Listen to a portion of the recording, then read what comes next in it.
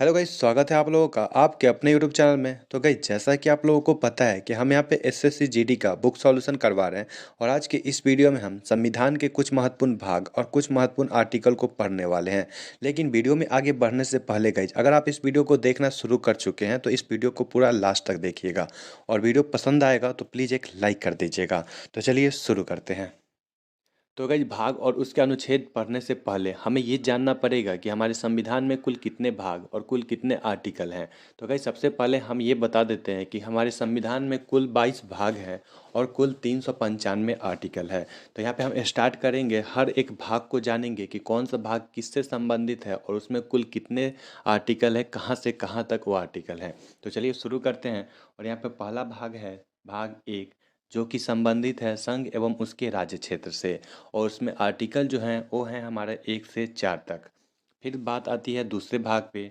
भाग 2 किससे संबंधित है? भाग 2 संबंधित है नागरिकता से। तो गाइज इसमें है 5 से 11 तक आर्टिकल। फिर भाग आती है 3। तो गाइज भाग 3 क्या कहता है? तो गाइज भाग 3 जो है सो हमारे मूल अधिकार से संबंधित है। और इसमें आर्टिकल कहाँ से कहाँ तक है? तो गाइज इसमें है 12 से 35 तक। भाग 3 में क्या आता है? मूल अधिकार। आर्टिकल कहाँ से कहाँ तक है? 12 से 35 तक। और भाग 4 किससे संबंधित है? तो गाइज भाग 4 जो है सो नीति निर्देशक तत्व यानी डीपीएसपी से संबंधित है। कहाँ से कहाँ तक है? तो गाइज ये है हमारा 36 से 51 तक। आप टेंशन न लें, इन सभी के बारे में हम आगे डिटेल से पढ़ेंगे। अभी सिर्फ आप इंट्रोडक्शन के तौर पर इसे देखते जाइए और समझते जाइए कि कौन सा भाग किससे संबंधित है और कुल आर्टिकल उसमें कहाँ से कहाँ तक है। चलिए भाग 4 देखिए। भाग 4 क्या चीज़ से संबंधित है? तो गाइस भाग 4 जो है सो मूल कर्तव्य से संबंधित है। और इसमें केवल एक जो यहाँ पे आर्टिकल है वो है हमारा 51A। ये जो आर्टिकल है इसके बारे में हम आगे जानेंगे कि ये कब जुड़ा और किसके सिफारिश पे ये जुड़ा था। चलिए भाग 5 देखिए। भाग 5 किससे संबंधित है? तो भाग 5 जो है सो संघ से संबंधित है। और संविधान का सबसे बड़ा भाग भाग 5 ही है।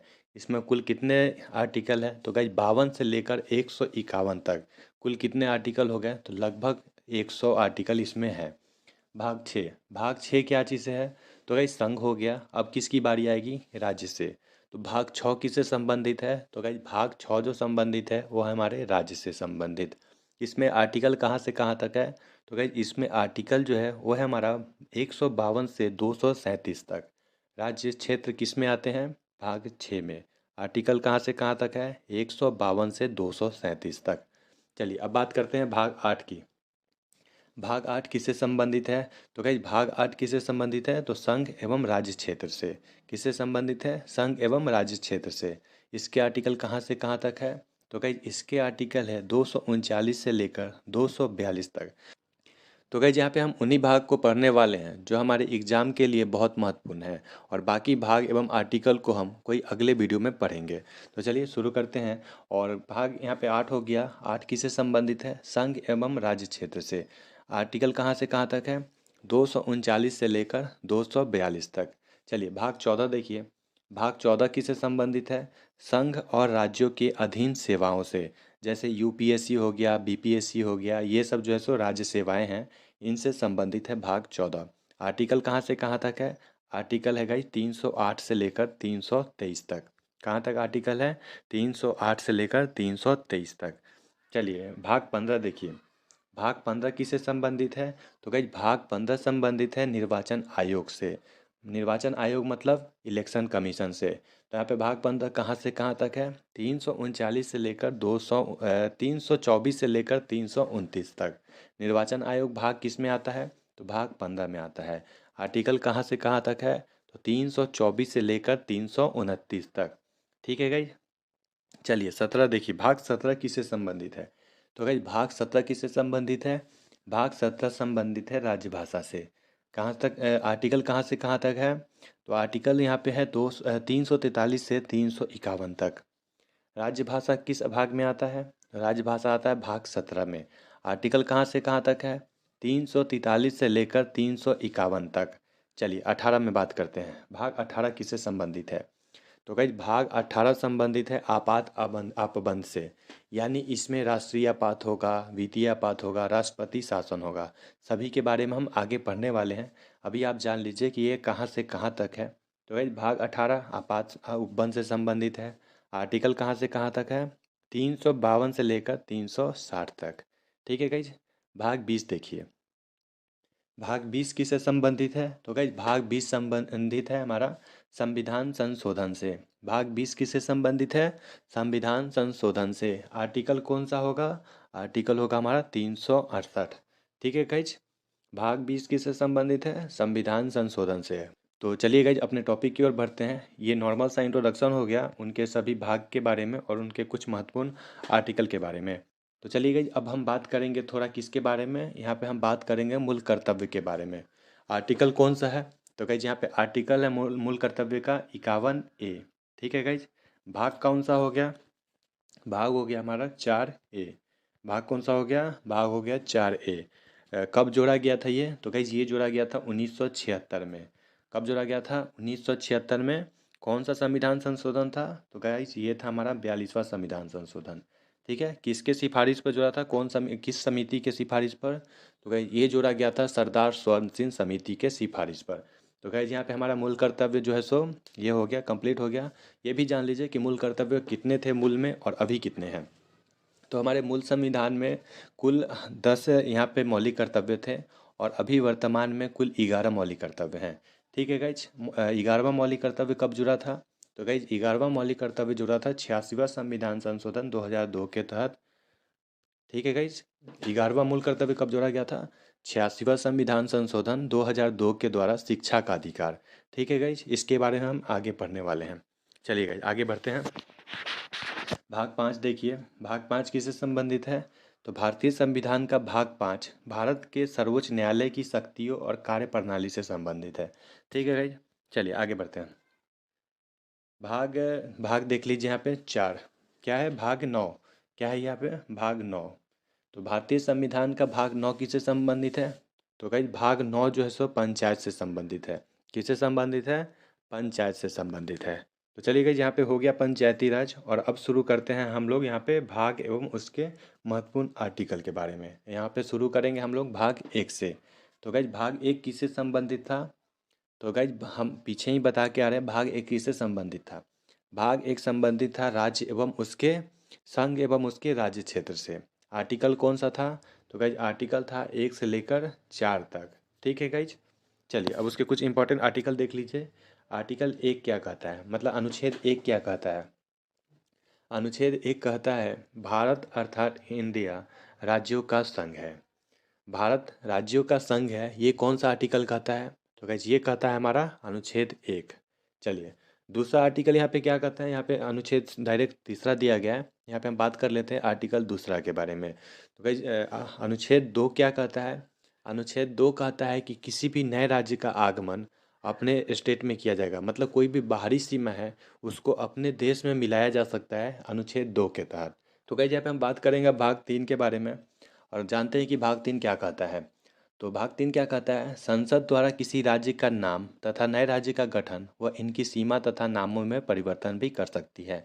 मतलब अपने राज्य के अंदर, मतलब अपने देश के सीमा के अंदर किसी भी राज्य का नया राज्य का गठन कर सकते हैं, उसके नाम में परिवर्तन कर सकते हैं।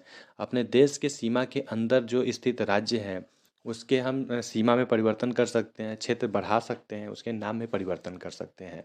लेकिन किसी दूसरे देश से अपने देश में कोई भी ज़मीन या फिर कोई भी, मतलब हम राज्य अपनाते हैं, जैसे सिक्किम को हमने अपनाया था, तो वो किसके के द्वारा अपनाया जाएगा? तो गाइज वो अपनाया जाएगा भाग 2 के तहत।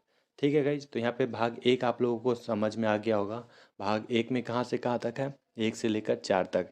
एक क्या कहता है? एक कहता है कि भारत अर्थात इंडिया राज्यों का संघ है। दूसरा क्या कहता है? किसी दूसरे, मतलब किसी दूसरे कंट्री से अपने देश में किसी बाहरी सीमा को मिला सकते हैं। ठीक है। तीसरा क्या कहता है? तीसरा कहता है कि किसी राज्य के क्षेत्र नाम में हम परिवर्तन कर सकते हैं। ठीक है गाइज। तो चलिए गाइज अब बात करते हैं भाग 2 यानी नागरिकता। तो नागरिकता कहाँ से कहाँ तक है, कौन से आर्टिकल में है? तो गाइज ये है हमारा 5 से 11 तक।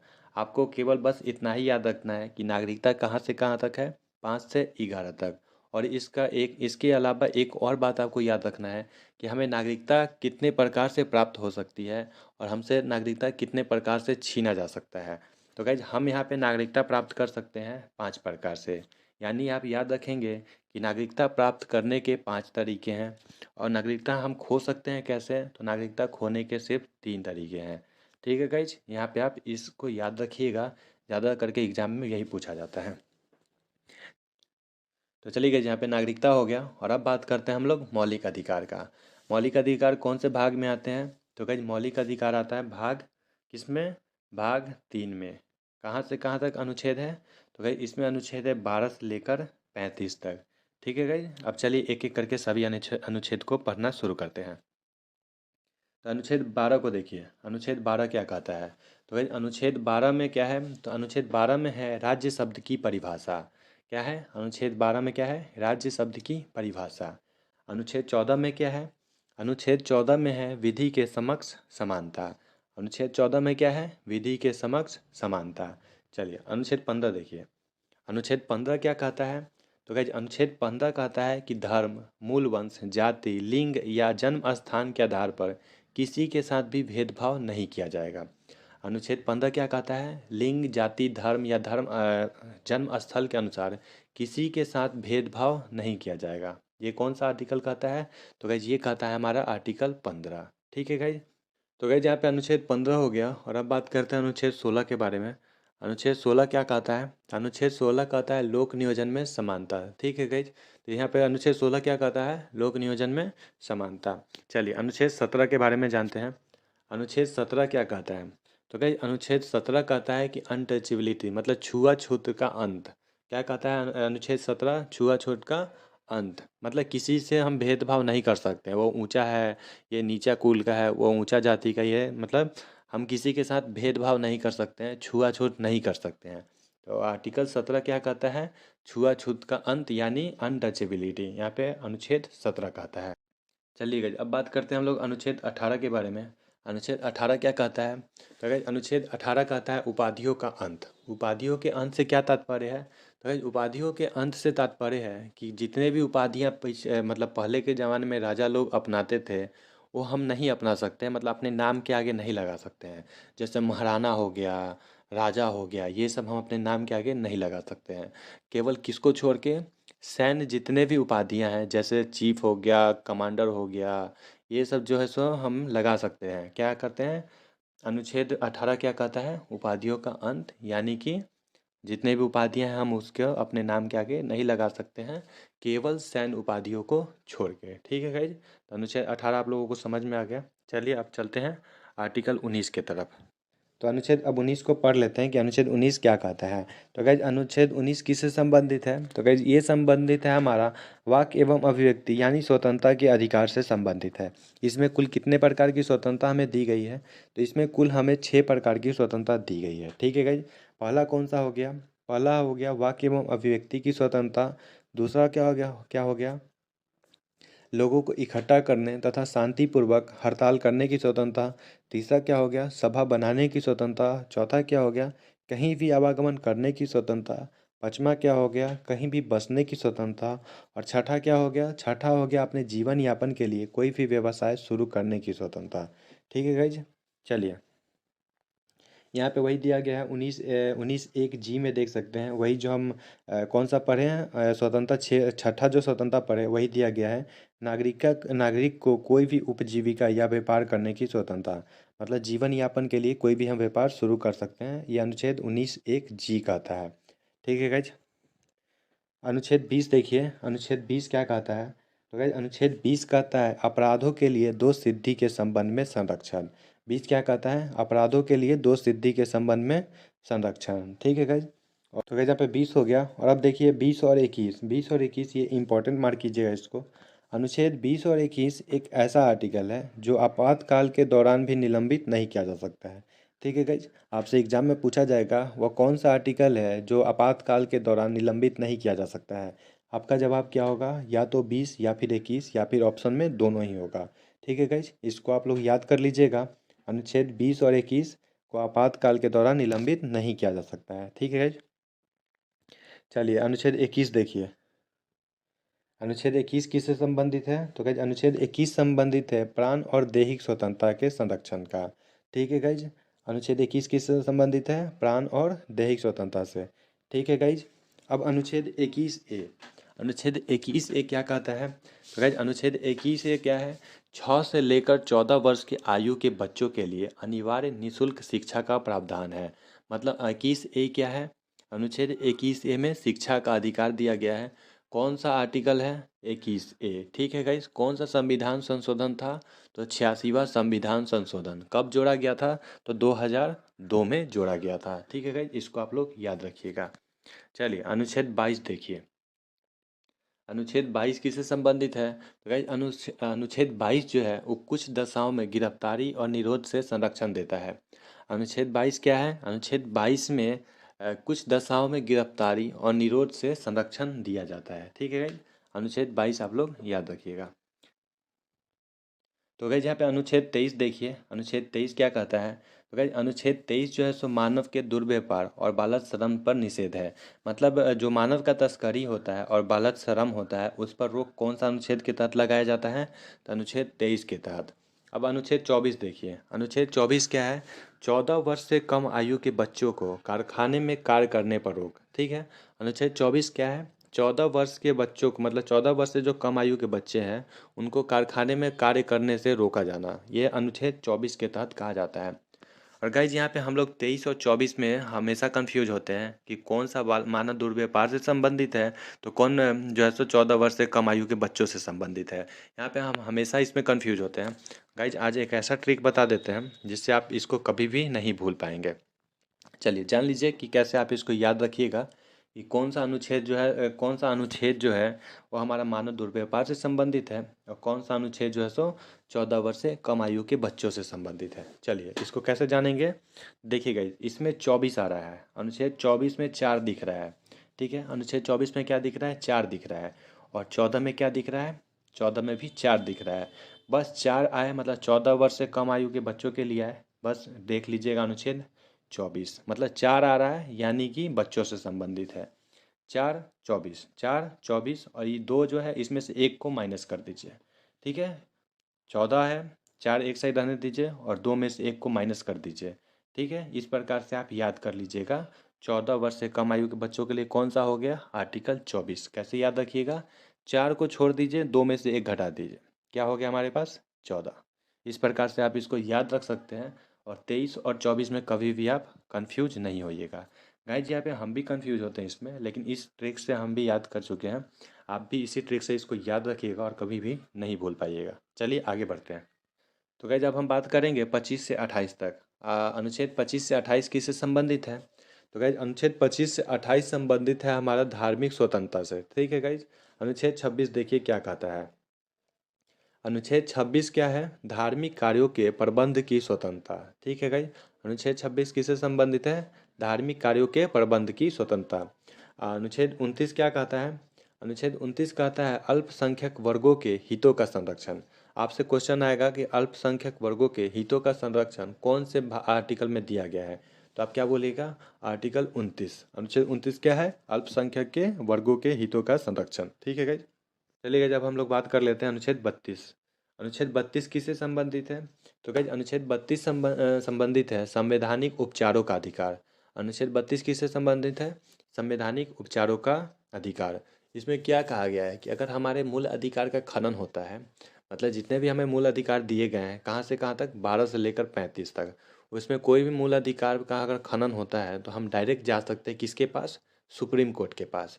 अनुच्छेद 32 के तहत सुप्रीम कोर्ट कुल कितने प्रकार की रिट जारी करता है?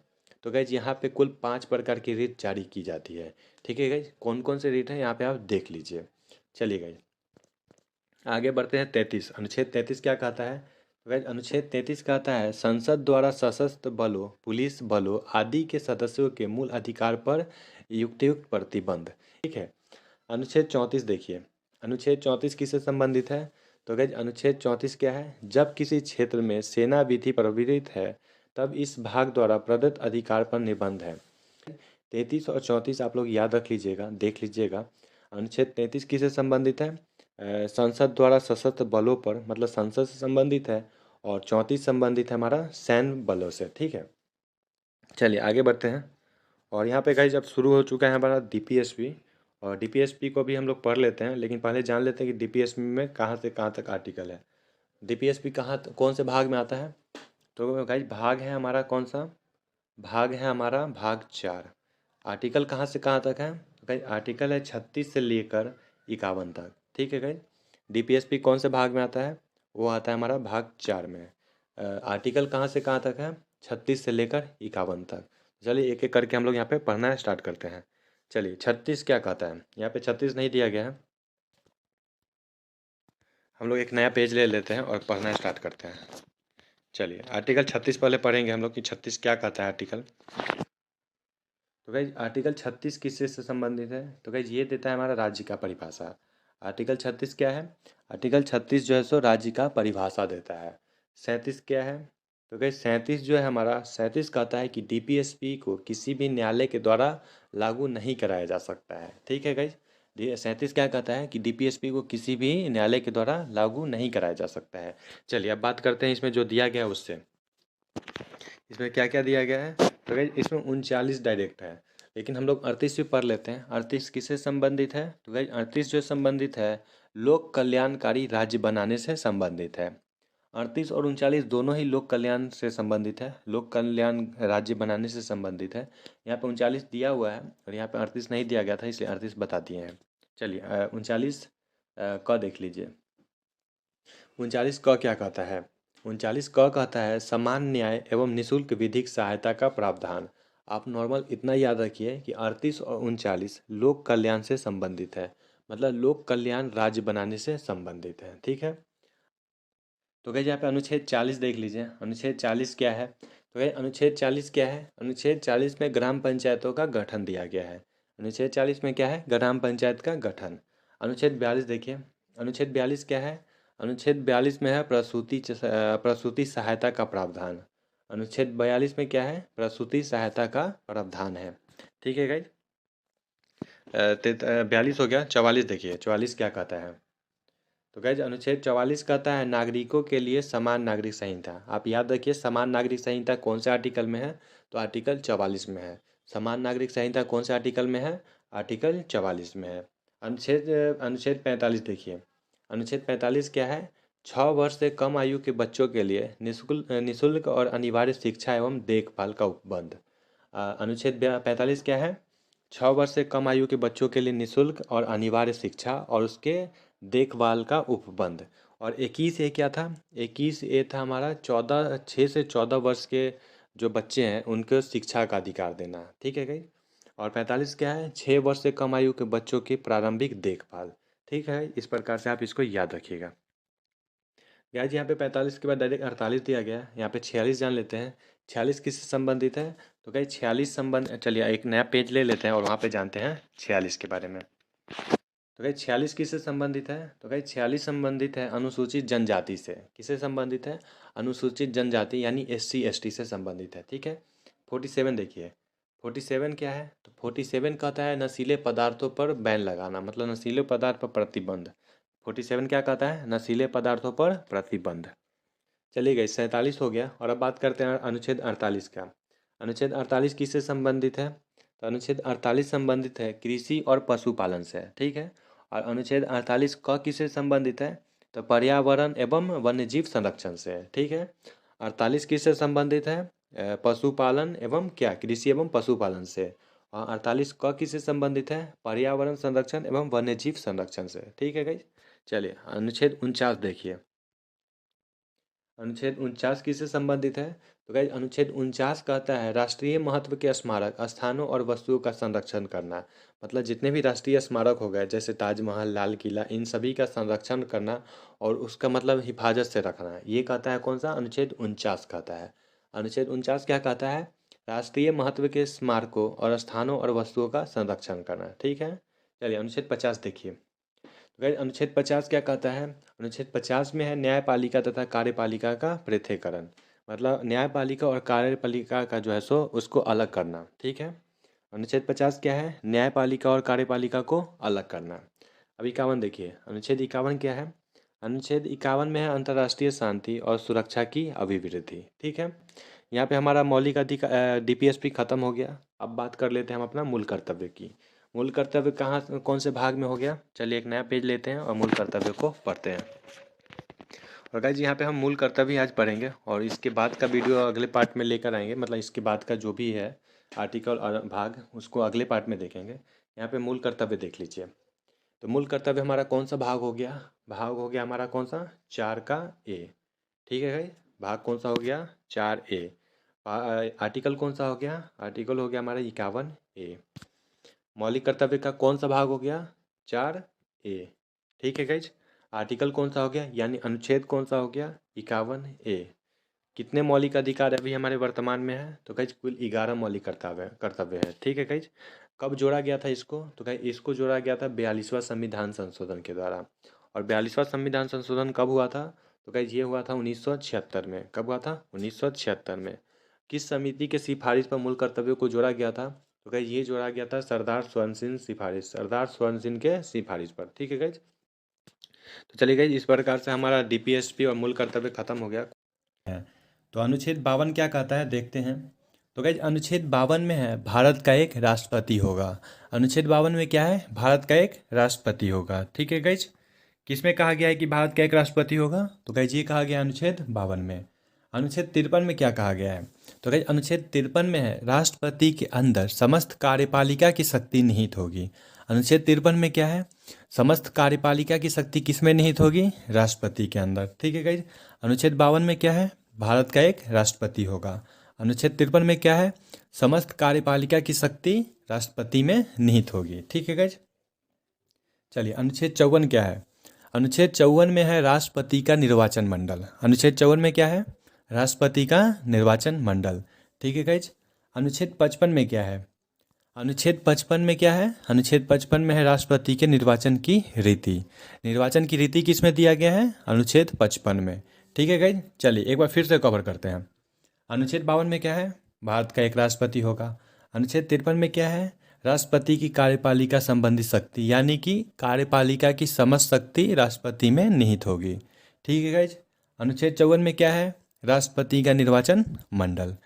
अनुच्छेद 55 में क्या है? राष्ट्रपति के निर्वाचन की रीति। ठीक है गाइज। चलिए आगे बढ़ते हैं। 56 देखिए। 56 क्या कहता है? अनुच्छेद 56 में क्या है? राष्ट्रपति के कार्यकाल। अनुच्छेद 56 में क्या है? राष्ट्रपति का कार्यकाल। ठीक है गाइज। अनुच्छेद 57 में क्या है? अनुच्छेद 57 में है पुनर्निर्वाचन। क्या है? अनुच्छेद 57 में क्या है? पुनर्निर्वाचन। चलिए अनुच्छेद 58 देखिए। अनुच्छेद 58 में क्या है? राष्ट्रपति की योग्यताएं। अनुच्छेद 58 में क्या है? राष्ट्रपति की योग्यताएं। ठीक है। अनुच्छेद 60 देखिए। अनुच्छेद 60 में क्या है? राष्ट्रपति का शपथ। क्या है? अनुच्छेद 60 में क्या है? राष्ट्रपति का शपथ। ठीक है गाइज। अनुच्छेद 61 में क्या है? अनुच्छेद 61 में क्या है? राष्ट्रपति पर महाभियोग। अनुच्छेद 61 में क्या है? राष्ट्रपति पर महाभियोग। चलिए इस सबको एक बार और रिकॉल करते हैं और बताइएगा आप लोगों को याद हो रहा है या नहीं हो रहा है। ठीक है। अनुच्छेद 52 में क्या है? भारत का एक राष्ट्रपति होगा। अनुच्छेद 53 में क्या है? राष्ट्रपति के अंदर समस्त कार्यपालिका की शक्ति निहित होगी। अनुच्छेद 54 में क्या है? राष्ट्रपति का निर्वाचन का मंडल होगा। अनुच्छेद 55 में क्या है? अनुच्छेद 55 में क्या है? राष्ट्रपति के निर्वाचन की रीति है। अनुच्छेद 56 में क्या है? राष्ट्रपति का कार्यकाल है। अनुच्छेद 57 में क्या है? पुनर्निर्वाचन है। क्या है अनुच्छेद 57 में? पुनर्निर्वाचन है। चलिए अनुच्छेद 58 में क्या है?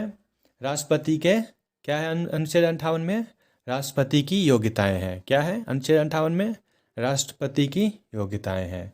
अनुच्छेद 60 में क्या है? शपथ है। क्या है अनुच्छेद 60 में? राष्ट्रपति की शपथ है। ठीक है। अनुच्छेद 61 में क्या है? राष्ट्रपति पर महाभियोग। ठीक है गाइज। अनुच्छेद 61 में क्या है? राष्ट्रपति पर महाभियोग। आई होप आप सभी को याद हो रहा होगा। चलिए अब आगे बढ़ते हैं। ऐसे ही हम बार बार रिकॉल करते रहेंगे, आपको आप सभी को याद हो जाएगा।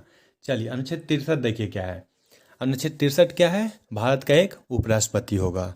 अनुच्छेद 63 क्या है? भारत का एक उपराष्ट्रपति होगा। अनुच्छेद 64 क्या बोलता है? उपराष्ट्रपति जो है सो राज्यसभा का पदेन सभापति होगा। ठीक है गाइज। अनुच्छेद 64 क्या कहता है? उपराष्ट्रपति राज्यसभा का पदेन क्या होगा? सभापति होगा। ठीक है गाइज। अनुच्छेद 63 क्या कहता है? भारत का एक उपराष्ट्रपति होगा। अनुच्छेद 64 क्या कहता है? उपराष्ट्रपति राज्यसभा का पदेन सभापति होगा। ठीक है गाइज। चलिए आगे देखिए। अनुच्छेद 66 देखिए। उपराष्ट्रपति का क्या है? निर्वाचन मंडल है। अनुच्छेद 66 में क्या है? उपराष्ट्रपति का निर्वाचन मंडल। ठीक है गाइज। अनुच्छेद 67 में देखिए, अनुच्छेद 67 आर्टिकल 67 में क्या है? उपराष्ट्रपति का क्या है? कार्यकाल। क्या है? कार्यकाल। अनुच्छेद 67 में क्या है? उपराष्ट्रपति का कार्यकाल। ठीक है। अनुच्छेद 69 देखिए, अनुच्छेद 69 में क्या है? उपराष्ट्रपति द्वारा शपथ ग्रहण। ठीक है गाइज। अनुच्छेद 69 में क्या है? उपराष्ट्रपति का शपथ ग्रहण। तो गाइज अनुच्छेद 71 क्या कहता है कि राष्ट्रपति और उपराष्ट्रपति के मतलब निर्वाचन में जो भी समस्या होगी उसका निवारण कौन करेगा? सुप्रीम कोर्ट करेगा। ठीक है गाइज। अनुच्छेद 71 क्या कहता है कि राष्ट्रपति और उपराष्ट्रपति के निर्वाचन में जो भी मतलब समस्या आएगी वो उसका निपटारा कौन करेगा? सुप्रीम कोर्ट करेगा। ठीक है। चलिए एक बार रिकॉल करते हैं उपराष्ट्रपति को फिर से। अनुच्छेद 63 में क्या है? भारत का एक उपराष्ट्रपति है। ठीक है गाइज। अनुच्छेद 63 में क्या है? भारत का एक उपराष्ट्रपति होगा। अनुच्छेद 64 में क्या कहा गया है कि उपराष्ट्रपति राज्यसभा का क्या होगा? पदेन सभापति होगा। ठीक है गाइज। चलिए 66 देखिए, अनुच्छेद 66 में क्या कहा गया है? उपराष्ट्रपति का निर्वाचन मंडल होगा। अनुच्छेद 67 में क्या है? उपराष्ट्रपति का कार्यकाल है। अनुच्छेद 69 में क्या है? उपराष्ट्रपति का शपथ है। ठीक है गाइज। अनुच्छेद 71 में क्या है? राष्ट्रपति और उपराष्ट्रपति के जो चुनाव है, जो इलेक्शन है, निर्वाचन है, उसमें जो समस्या आएगा उसका निपटारा कौन करेगा? सुप्रीम कोर्ट करेगा। ठीक है गाइज। अनुच्छेद यहाँ पे 71 खत्म हुआ। आई होप आप सभी को याद हो रहा होगा। इस वीडियो को आप बार बार देखिएगा, आपको सभी को याद हो जाएगा। चलिए अनुच्छेद 72 देखिए। अनुच्छेद 72 क्या है? राष्ट्रपति को क्षमादान की शक्ति है। अनुच्छेद 72 क्या है? राष्ट्रपति को क्षमादान की शक्ति दी गई है। ठीक है गाइज। अनुच्छेद 74 क्या है? अनुच्छेद 74 क्या है? राष्ट्रपति की सहायता और सलाह देने के लिए मंत्रिपरिषद का क्या किया गया है? गठन किया गया है। अनुच्छेद 72 में क्या है? राष्ट्रपति को क्षमादान की शक्ति दी गई है। अनुच्छेद 74 में क्या है? मंत्रिमंडल की क्या है? मंत्रिपरिषद की क्या है? गठन किया गया है। ठीक है गाइस। अनुच्छेद 76 अनुच्छेद 76 में क्या है? भारत का महान्यायवादी होगा। ठीक है गाइस। फिर से एक बार देखते हैं। अनुच्छेद 72 में क्या है? राष्ट्रपति को क्षमादान की शक्ति है। अनुच्छेद 74 में क्या है? राष्ट्रपति को सहायता और सलाह देने के लिए मंत्रिपरिषद का गठन किया गया है। ठीक है गाइज। अनुच्छेद 76 में क्या है? क्या है अनुच्छेद 76 में? तो महान्यायवादी है। अनुच्छेद 76 में क्या है? भारत का एक महान्यायवादी होगा। चलिए अनुच्छेद 77 देखिए। अनुच्छेद 77 क्या कहता है? अनुच्छेद 77 क्या कहता है कि भारत सरकार के कार्य का संचालन होगा।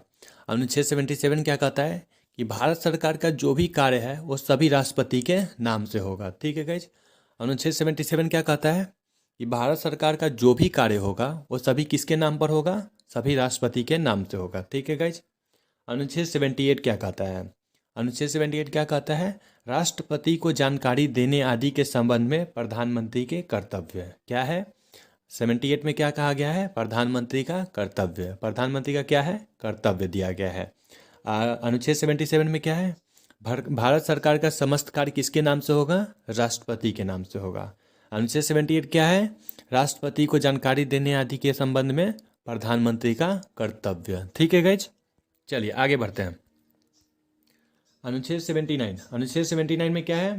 अनुच्छेद 79 में क्या है? संसद का गठन है। अनुच्छेद 79 में क्या है? संसद का गठन है। अनुच्छेद 80 में क्या है? राज्यसभा का गठन है। अनुच्छेद 80 में क्या है? राज्यसभा का गठन है। अनुच्छेद 81 में क्या है? लोकसभा का गठन है।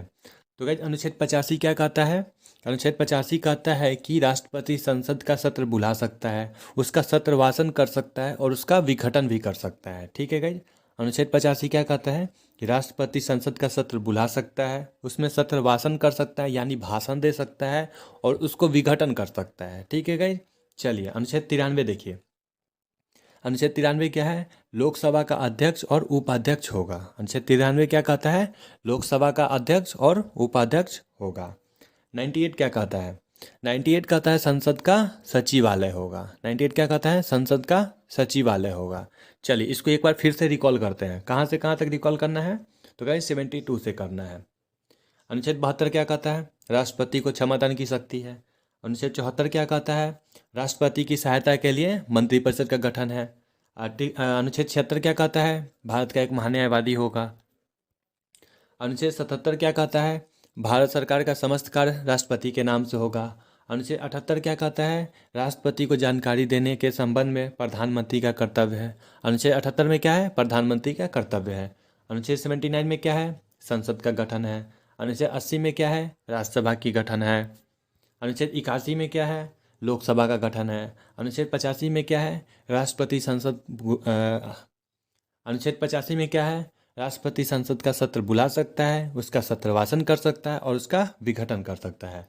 अनुच्छेद 93 में क्या है? अनुच्छेद 93 में क्या है? लोकसभा का अध्यक्ष और उपाध्यक्ष होगा। अनुच्छेद 98 में क्या है? संसद का सचिवालय है। तो भाई चलिए अब देखते हैं अनुच्छेद 100 को। अनुच्छेद 100 क्या कहता है? देखिए, ध्यान से देखिएगा। अनुच्छेद 103 क्या कहता है? संसद के किसी भी सदन की बैठक का गठन करने के लिए आवश्यक गणपूर्ति सदन के सदस्यों की कुल संख्या का 1/10वां भाग है। 103 क्या कहता है? मतलब अनुच्छेद 100 का 3 क्या कहता है? संसद के किसी भी सदन की किसी भी बैठक का गठन करने के लिए आवश्यक गणपूर्ति सदन के सदस्यों की कुल संख्या का कितना होना चाहिए? 1/10वां भाग होना चाहिए। चलिए 106 देखिए, अनुच्छेद 106 क्या कहता है? अनुच्छेद 106 कहता है संसद सदस्यों के वेतन और भत्ते। क्या है अनुच्छेद 106 में? संसद में जो सदस्य हैं उसके वेतन और भत्ते की बात की गई है। अनुच्छेद 106 में क्या कहा गया है? संसद के सदस्यों के वेतन और भत्ते की बात की गई है। अनुच्छेद 108, अनुच्छेद 108 क्या है? संयुक्त बैठक है। कौन बुलाता है? राष्ट्रपति बुलाता है। ठीक है गाइज। अनुच्छेद 108 क्या है? संयुक्त बैठक का जिक्र है। कुछ दशाओं में संसद के दोनों सदनों की संयुक्त बैठक। ठीक है गाइज। अनुच्छेद 106 में क्या है? संसद सदस्यों के वेतन और भत्ते की बात की गई है। अनुच्छेद 108 में क्या है?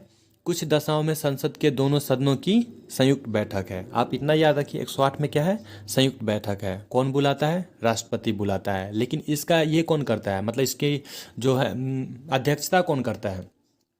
108 के तहत बुलाता तो राष्ट्रपति है, लेकिन इसका अध्यक्षता करता है लोकसभा का स्पीकर। ठीक है गाइज। चलिए एक बार फिर से रिकॉल करते हैं। कहाँ से? 103 से। 103 क्या कहता है? 103 क्या कहता है कि संसद के किसी भी सदन की बैठक का गठन करने के लिए आवश्यक गणपूर्ति सदन के सदस्यों की कुल संख्या का 1/10वां भाग है। 106 क्या कहता है? संसद सदस्यों के वेतन और भत्ते की बात करता है। 108 क्या कहता है? संयुक्त बैठक बुलाता है। कौन बुलाता है? राष्ट्रपति। इसकी अध्यक्षता कौन करता है? लोकसभा का स्पीकर। चलिए आगे बढ़ते हैं। 110 देखिए, 110 क्या बोलता है? तो भाई 110 में है धन विद्या की परिभाषा। 110 में क्या है? धन विद्या की परिभाषा। 112 में क्या है? वार्षिक वित्तीय वर्ष विवरण, जिसको हम बजट कहते हैं। 110 में क्या है? धन विद्या की परिभाषा। 112 में क्या है? वार्षिक वित्तीय विवरण। चलिए गाइज, आई होप सभी को आप लोगों को याद हो रहा होगा, और याद हो रहा है तो गाइज बताइएगा, नीचे कमेंट करके बताइएगा कि हाँ वीडियो अच्छा है, और एक कमेंट भी कर दीजिएगा कैसा वीडियो पसंद आ रहा है या नहीं आ रहा है, और लाइक कर दीजिएगा वीडियो को ज़रूर। चलिए गाइज 110 फिर से देख लीजिए। 110 में क्या है? तो गाइज 110 फिर से देखिए। 110 में क्या है? धन विद्या की परिभाषा। 112 में क्या है? वार्षिक वित्तीय विवरण। ठीक है गाइज, इस वीडियो का बार बार चला के देखिएगा, सभी महत्वपूर्ण अनुच्छेद आप लोगों का कवर हो जाएगा, और इतना बार हम इसको रिपीट करेंगे कि आप सभी का फिंगर टिप्स हो जाएगा। चलिए गाइज आगे देखिए। अनुच्छेद 117, 117 में क्या है? वित्त विधेयकों के बारे में विशेष उपबंध है। क्या है? वित्त विधेयकों के बारे में क्या है? विशेष उपबंध है। 124 में क्या है? उच्चतम न्यायालय की स्थापना और गठन, मतलब सुप्रीम कोर्ट की स्थापना है। अनुच्छेद 124 में क्या है? सुप्रीम कोर्ट की स्थापना और गठन है। 129 में क्या है? सुप्रीम कोर्ट एक अभिलेख न्यायालय होगा। ठीक है। अनुच्छेद 117 क्या है? वित्त विधेयकों के बारे में विशेष उपबंध। अनुच्छेद 124 क्या है? सुप्रीम कोर्ट की स्थापना और गठन। अनुच्छेद 129 क्या है? उच्चतम न्यायालय एक अभिलेख न्यायालय होगा। 137 देखिए, 137 क्या कहता है? तो 137 कहता है निर्णयों या आदेशों का उच्चतम न्यायालय द्वारा पुनर्विलोकन, मतलब सुप्रीम कोर्ट जो आदेश दे दिया होगा या निर्णय जो ले लिया होगा उस पर वह फिर से विचार कर सकता है। 137 में क्या है? निर्णय या आदेशों का सुप्रीम कोर्ट द्वारा पुनर्विलोकन। ठीक है गाइज। 143 देखिए, 143 क्या कहता है? 143 कहता है कि राष्ट्रपति परामर्श ले सकता है। राष्ट्रपति क्या कर सकता है? परामर्श ले सकता है, और सुप्रीम कोर्ट क्या करेगा? परामर्श दे सकता है, भले राष्ट्रपति उसकी बातों को माने या फिर ना माने। ठीक है गाइज। 143 क्या है? परामर्श लेगा। राष्ट्रपति किससे परामर्श लेगा? सुप्रीम कोर्ट से परामर्श लेगा। चलिए 148 क्या है? 148 में है भारत का नियंत्रक महालेखा परीक्षक। ठीक है गाइज, क्या है? CAG, comptroller and auditor general. ठीक है गाइज, इसको आप लोग याद रखिएगा। 148 में क्या है? भारत का नियंत्रक महालेखा परीक्षक। क्या है? महालेखा परीक्षक, जिसको हम कैग बोलते हैं, CAG, comptroller and auditor general. चलिए 149 देखिए। 149 क्या है? भारत के नियंत्रक महालेखा परीक्षक के कर्तव्य और शक्तियों से संबंधित है। ठीक है गाइज, हम इसको फिर से आप लोगों को बताते हैं। 148 में क्या है? कैग का गठन है, यानी नियंत्रक महालेखा परीक्षक का गठन है। 149 में क्या है? कैग जो है महालेखा परीक्षक है, उसका कर्तव्य दिया गया है। 150 में क्या है? 150 में वो ड्राफ्ट तैयार करता है, और 151 में क्या है? वो राष्ट्रपति को सौंप देता है। आई होप आप सभी को समझ में आ रहा होगा। चलिए, अनुच्छेद 153 से 167 राज्य कार्यकारिणी से संबंधित है। ठीक है गाइस, चलिए इसके आगे से हम बढ़ते हैं। अनुच्छेद 153 क्या कहता है? राज्यों का एक राज्यपाल होगा। उधर 52 में क्या था? राष्ट्रपति होगा। भारत का क्या होगा? राष्ट्रपति होगा। केंद्र में राष्ट्रपति और राज्य में राज्यपाल। अनुच्छेद 153 में राज्यों का राज्यपाल। अनुच्छेद 155 में क्या है? राज्यपाल की नियुक्ति है। क्या है? राज्यपाल की नियुक्ति है। अनुच्छेद 156 में क्या है? राज्यपाल की क्या है? कार्यकाल है। अनुच्छेद 156 में क्या है? राज्यपाल की कार्यकाल। अनुच्छेद 157 में क्या है? अनुच्छेद 157 में है क्या है? राज्यपाल की योग्यताएं हैं। ठीक है गाइज, चलिए एक बार और इसको देखिए। अनुच्छेद 153 में क्या है? राज्यों का राज्यपाल होगा। अनुच्छेद 155 में क्या है? राज्यपाल की नियुक्ति है। अनुच्छेद 156 में क्या है? राज्यपाल की कार्यकाल है। अनुच्छेद 157 में क्या है? राज्यपाल की योग्यताएं हैं। ठीक है गाइज, चलिए 159 से देखना फिर से शुरू करते हैं। अनुच्छेद 159 क्या कहता है? अनुच्छेद 159 कहता है राज्यपाल द्वारा शपथ। क्या है? अनुच्छेद 159 में राज्यपाल का शपथ। अनुच्छेद 159 में क्या है? राज्यपाल का शपथ है। 161 में क्या है? राज्यपाल की क्षमादान की शक्ति। अनुच्छेद 161 में क्या है? क्षमादान की शक्ति। राष्ट्रपति की क्षमादान की शक्ति किस में है? वो है हमारा आर्टिकल 72 में। और राज्यपाल की किस में है? आर्टिकल 161 में है। ठीक है गाइस, चलिए एक बार फिर से हम रिकॉल करते हैं पूरा राज्यपाल को। हमारा 153 से लेकर 167 तक जो है सो राज्य कार्यकारिणी से संबंधित है। ठीक है गाइस, 153 से 167 तक क्या है? राज्य कार्यकारिणी से संबंधित है। भारत राज्यों का एक राज्यपाल होगा, किस में कहा गया है? ये कहा गया 153 में। राज्यपाल की नियुक्ति किस में है? 155 में। राज्यपाल का कार्यकाल किस में है? 156 में। राज्यपाल की योग्यताएं किस में है? 157 में। ठीक है गाइज, राज्यपाल की शपथ किस में है? 159 में। राज्यपाल की क्षमादान की शक्ति किस में है? अनुच्छेद 161 में। गाइज इतना बार हम इसको रिपीट करेंगे कि आप सभी को याद हो जाएगा। चलिए 163 देखिए। अनुच्छेद 163 क्या कहता है? राज्यपाल को सहायता और सलाह देने के लिए मंत्रिपरिषद का गठन। राष्ट्रपति अपने सलाह के लिए किस में करता है मंत्रिपरिषद का गठन? वो करता है हमारा 74 में। क्या करता है? 74 में। राष्ट्रपति किस में करता है मंत्रिपरिषद का गठन? 74 में।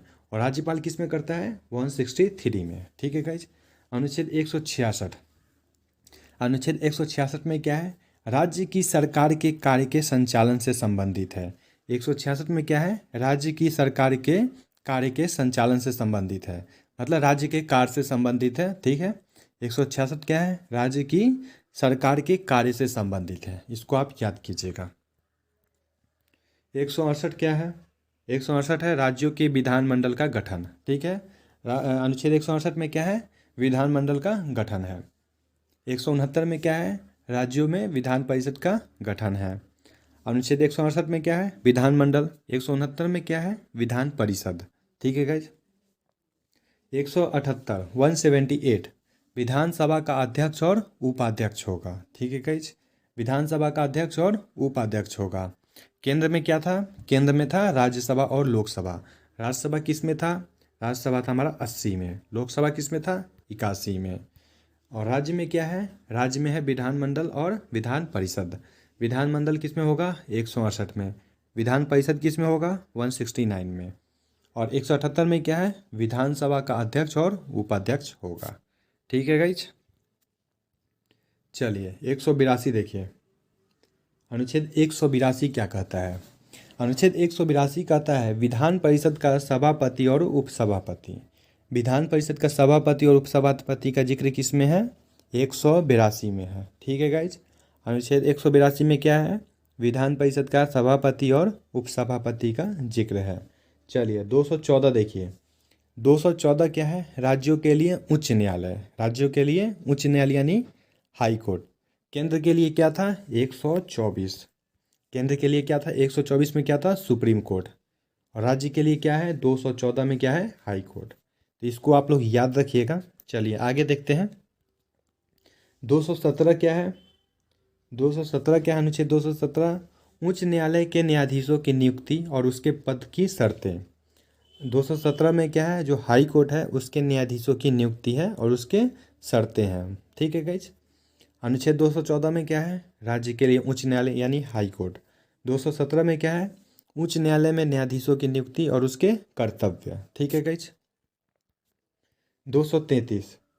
233 क्या है? जिला न्यायाधीशों की नियुक्ति। 233 में क्या है? जिला न्यायाधीशों की नियुक्ति है। 239(2) में क्या है?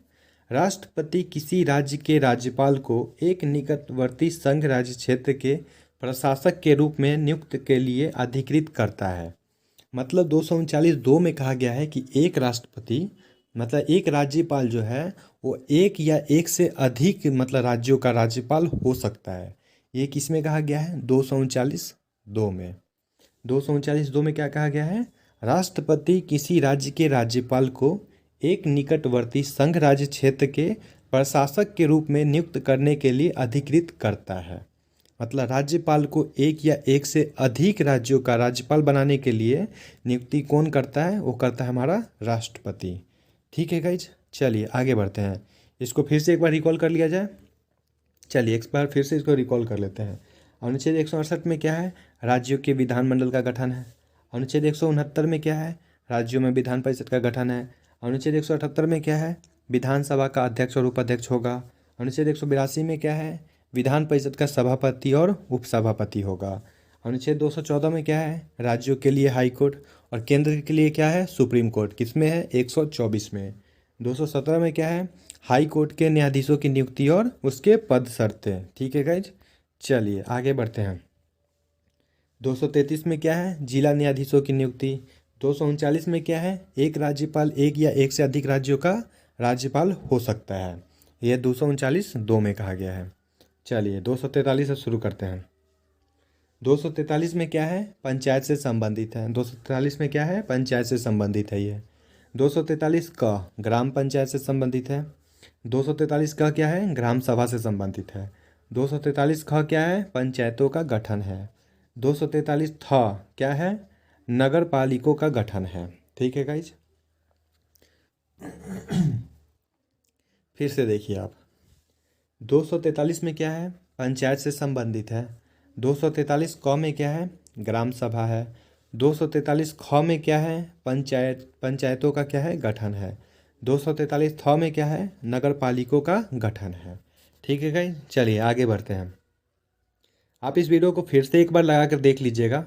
आप सभी को याद हो जाएगा। इतना बार इसमें रिपीट हुआ है कि आप अगर इसको एक बार और लगा कर देख लेते हैं तो आप सभी को 100% याद हो जाएगा। चलिए गाइज। तो गाइज 262 देखिए क्या कहता है। तो 262 में है अंतर्राज्यीय नदियों या नदी दूनों के जल संबंधी विवादों का न्याय निर्णय। 262 में क्या है? जो जल संबंधी विवाद है उसका न्याय निर्णय। ठीक है गाइज। इसको आप लोग याद रखिएगा। चलिए आगे बढ़ते हैं। 263 क्या है? तो भाई 263 है अंतर्राज्यीय परिषद के संबंध में उपबंध। 263 क्या है? अंतर्राज्यीय परिषद के संबंध में उपबंध। 266 क्या है? भारत और राज्यों की संचित निधियाँ। 266 में क्या है? संचित निधि। याद रखिएगा इसको। 266 में क्या है? संचित निधि। ठीक है। 267 में क्या है? आकस्मिकता निधि। ठीक है गाइज। 267 में क्या है? आकस्मिकता निधि। 280 में क्या है? वित्त आयोग। 280 में क्या है? वित्त आयोग। चलिए गाइज इसको फिर से एक बार रिपीट करते हैं। 263 में क्या है? अंतर्राज्यीय परिषद के संबंध में उपबंध। 266 में क्या है? 266 में है संचित निधि। 267 में क्या है? आकस्मिकता निधि। ठीक है गाइज। 280 में क्या है? वित्त आयोग। ठीक है, चलिए आगे बढ़ते हैं। 315 में क्या है? संघ और राज्यों के लिए लोक सेवा आयोग, या फिर इसको आप यूपीएससी बोल सकते हैं। अनुच्छेद 315 में क्या है? यूपीएससी। ठीक है। 324 में क्या है? निर्वाचन के अधीक्षण, निर्देशन और नियंत्रण का निर्वाचन आयोग में निहित होना। 324 में क्या है? निर्वाचन आयोग। आप बस इतना रखिए याद। क्या याद रखना है? 324 में क्या है? निर्वाचन आयोग। 315 में क्या है? यूपीएससी। 324 में क्या है? निर्वाचन आयोग। 315 में क्या है? यूपीएससी। ठीक है गाइज, आप सभी को याद हो रहा होगा। चलिए आगे देखते हैं। अनुच्छेद 330 देखिए। अनुच्छेद 330 क्या कहता है? लोकसभा में अनुसूचित जातियां और अनुसूचित जनजातियों के लिए स्थानों का आरक्षण है। अनुच्छेद 330 में क्या है? लोकसभा में एससी एसटी के आरक्षणों का बात कहा गया है। ठीक है गाइज। अनुच्छेद 330 में क्या है? लोकसभा में अनुसूचित जातियां और अनुसूचित जनजातियों के लिए स्थानों का आरक्षण है। 332 क्या है? राज्यों के विधानसभाओं में अनुसूचित जातियों और अनुसूचित जनजातियों के लिए स्थानों का आरक्षण है। इसमें क्या है? अनुच्छेद 330 में क्या है? लोकसभा में एससी एसटी का आरक्षण है।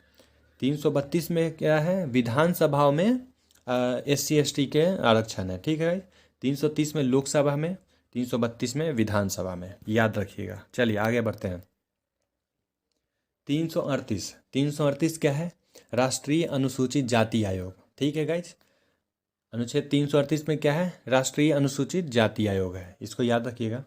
338 का क्या है? राष्ट्रीय अनुसूचित जनजाति आयोग। 338 में है राष्ट्रीय अनुसूचित जाति आयोग, और 338 क में है राष्ट्रीय अनुसूचित जनजाति आयोग। ठीक है गाइज, इसको आप लोग याद रखिएगा। चलिए 339 देखिए। 339 क्या है? 339 में है अनुसूचित क्षेत्रों के प्रशासन और अनुसूचित जनजातियों के कल्याण के बारे में संघ का नियंत्रण। अनुसूचित क्षेत्रों के प्रशासन और अनुसूचित जनजातियों के कल्याण के बारे में संघ का नियंत्रण। 339 में क्या है? अनुसूचित जनजाति के जो प्रशासन है उसके कल्याण के बारे में कौन नियंत्रण करेगा? उसका तो संघ करेगा। 339 में क्या है? इसको आप देख लीजिएगा और याद कर लीजिएगा। 340 क्या है? 340 में है पिछड़े वर्गों की दशाओं के अन्वेषण के लिए आयोग की नियुक्ति। पिछड़े वर्गों के अन्वेषण के लिए आयोग की नियुक्ति किस में की गई है? 340 में। 340 में क्या है? पिछड़े वर्गों के दशाओं के अन्वेषण के लिए आयोग की नियुक्ति है। ठीक है गाइज। 341 क्या है? अनुसूचित जातियाँ। 342 क्या है? अनुसूचित जनजातियाँ। 343 क्या है? संघ की राजभाषा। ठीक है। 345 क्या है? राज्य की राजभाषा या राजभाषाएं। 350 का क्या है? प्राथमिक स्तर पर मातृभाषा में शिक्षा की सुविधाएं। ठीक है गाइस, इसको फिर से रिपीट करते हैं। अनुच्छेद 341 क्या है? अनुसूचित जातियाँ। 342 क्या है? अनुसूचित जनजातियाँ। 343 क्या है? संघ की राजभाषा। 345 क्या है? राज्य की राजभाषा या राजभाषाएं। 350 क्या है? प्राथमिक स्तर पर मातृभाषा में शिक्षा की सुविधाएं। ठीक है, इसको फिर से एक बार रिकॉल करते हैं, आप सभी को याद हो जाएगा। अनुसूचित जातियाँ किस में आती है? 341 में। अनुसूचित जनजातियाँ किस में आती है? 342 में। संघ की राजभाषा का जिक्र किस में है? 343 में। राज्य की राजभाषा किस में है? 345 में। प्राथमिक स्तर पर मातृभाषा में शिक्षा देने की बात किस में कही गई है? 350 क में। चलिए आगे बढ़ते हैं। 351 क्या है? हिंदी भाषा के विकास के लिए निर्देश दिया गया है। 351 में क्या है? हिंदी भाषा के विकास के लिए निर्देश दिया गया है। 352 में क्या है? आपातकाल की उद्घोषणा। कौन सा आपात लगता है इसमें? तो इसमें राष्ट्रीय आपात लगता है। 352 में क्या है? राष्ट्रीय आपात। 356 में क्या है? 356 में क्या है? राष्ट्रपति शासन। 360 में क्या है? वित्तीय आपात। ठीक है गाइज, इसमें जो दिया गया है इस पर ध्यान मत दीजिए, जो हम बता रहे हैं उस पर ध्यान दीजिए, ये थोड़ा सा आपको मुश्किल होगा याद करने में। चलिए फिर से देखिए, 351 क्या है? हिंदी भाषा के विकास का 351 में क्या है, हिंदी भाषा के विकास के लिए निर्देश दिया गया है। 352 में क्या है, राष्ट्रीय आपात है, क्या है 351 में क्या है, हिंदी भाषा के विकास के लिए निर्देश दिया गया है। 352 में क्या है, राष्ट्रीय आपात है, ठीक है गाइस। 356 में क्या है, राष्ट्रपति शासन है। 360 में क्या है, वित्तीय आपात है, ठीक है गाइस, याद हो गया आप लोगों को। चलिए आगे बढ़े। तो गाइस 368 क्या है, 368 है संविधान का संशोधन करने की संसद की शक्ति और उसके लिए प्रक्रिया। 368 में क्या है, संविधान संशोधन है, ठीक है गाइस। 368 में क्या है, संविधान संशोधन है।